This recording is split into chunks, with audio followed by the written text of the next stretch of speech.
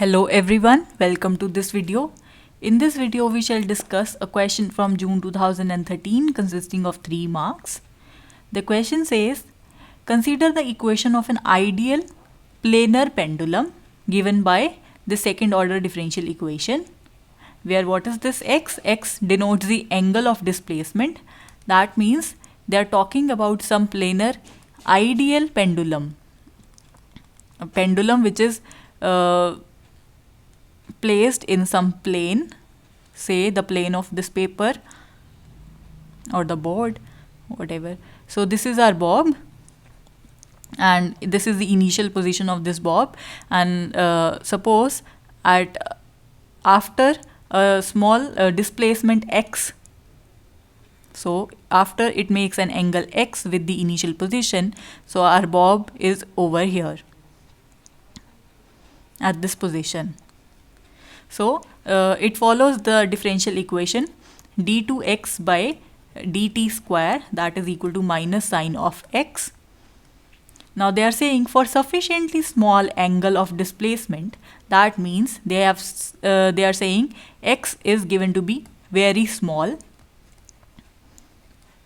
So the solution is given by the solution of this differential equation. This is given by which of these following 4 options.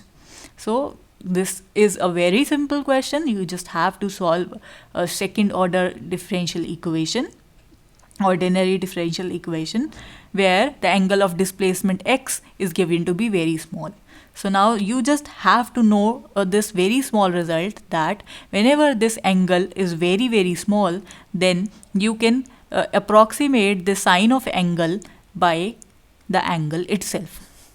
This is the result from small oscillations, and so you can use this result.